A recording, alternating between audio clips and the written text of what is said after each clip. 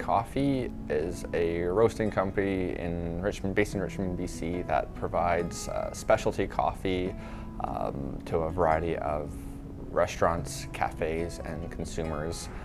We provide coffees in blends, we have single origins, we have coffee certified as organic and also fair trade.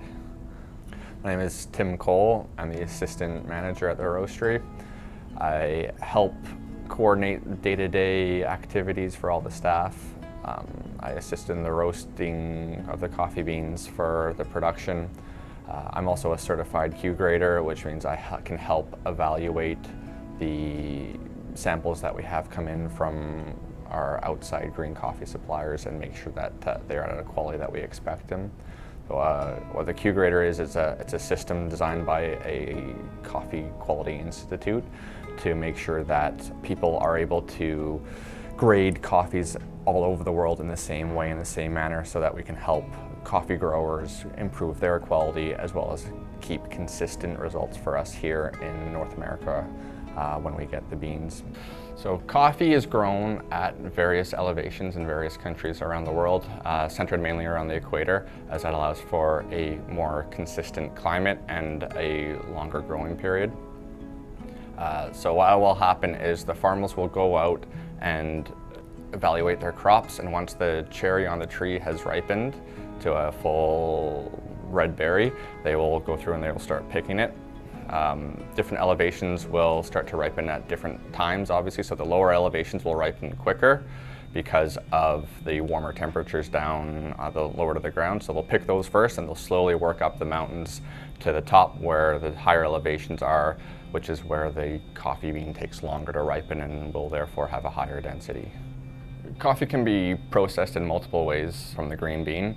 So one way is a natural process where the cherries are picked and allowed to, the beans are then dried on patios with the cherry still on it, and that will allow the cherry flavor and more of the fruity flavor to absorb into the bean. So once it's dried, they will then take the outside layers off, and there you have your coffee bean. What you will notice with those is that they will appear to be a bit of a different color, the green coffee beans will. And that's just because there's going to be different types of densities in there, but it'll allow for a more fruity flavor in the cup. The more common practice is a wash process, whereby they take the cherries, after they pick them, they put them in a water bath to sort out the different densities. They take the ones that are most consistent, and they will then process those, take the pulp off, take the mucilage off, which is the outer layers of the cherry, and then there you have your coffee bean, which is going to be a more consistent roast. Coffee roasting is the process of transforming a coffee bean from the raw green bean into the roasted bean that you will find at coffee shops and grocery stores. So what happens is the beans will go into a roaster where heat is applied either directly or indirectly depending on the style of roaster, and that will cause chemical reactions within the coffee bean and allow any sugars that are inside to be brought to the surface, and that is how you get a good cup of coffee.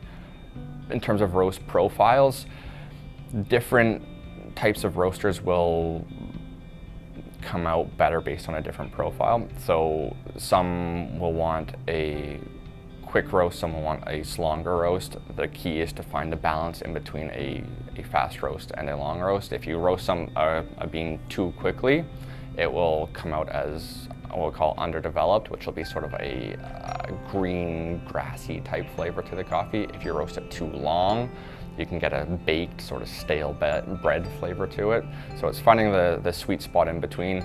Different beans will function better with different profiles, so it just depends on the type of bean that you want to use and how you want to roast it. Heat plays a major role in the roasting process as that's what causes the beans to roast. So it'll start out as a green coffee bean, it'll begin roasting, the green coffee will absorb the heat as the roast time progresses, it'll start to change colors. Once you get to a point where it changes from a green to a yellow color, that's when the heat is starting to penetrate the inside of a coffee bean and causing these reactions to intensify. And then once it gets to a higher degree of roast, the beans will start to crack and you can hear them popping almost like popcorn. And that is when the heat is really starting to penetrate the inside of the coffee bean, force the internal sugars that are in there to the outside, and change the color of it more rapidly to the brown color that you will see in the coffee shops.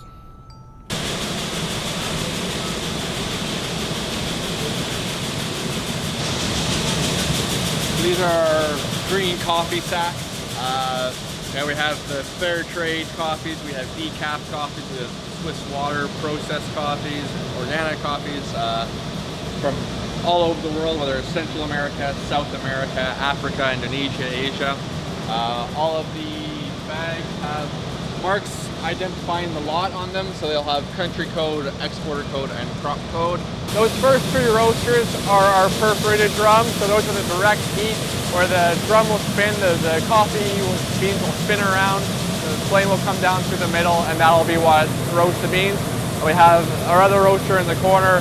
That's our bigger 300-pound roaster, the solid drum with the indirect heat where the flame comes out underneath and warms the drum and the air inside the drum, and will then roast the beans.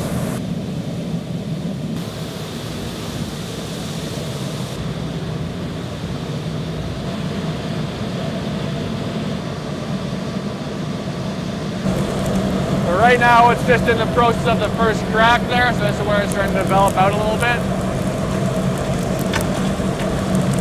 It's still a little bit light.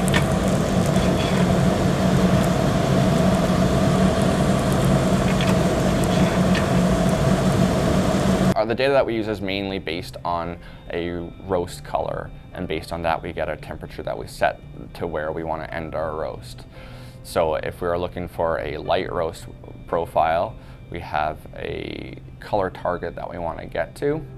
That's where experience comes in, because every roast that we do, as it's coming to the set point, we're visually checking it against a previous sample to make sure that it matches that.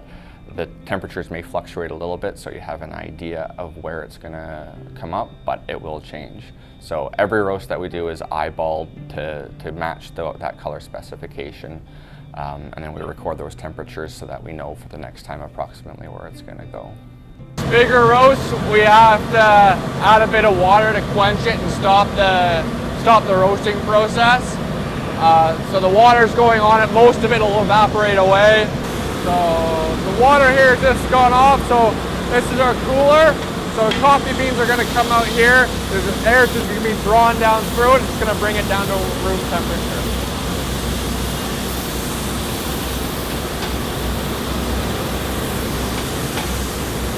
So the flame is actually coming through the middle of the drum, directly impacting the coffee beans and as they spin around it, and that's what causes it to roast. These have a 500-pound charge weight, and what a perforated drum roaster does is it allows full consistency throughout, no matter what you're doing. You're always going to get the same time, the same yield, all that type of stuff.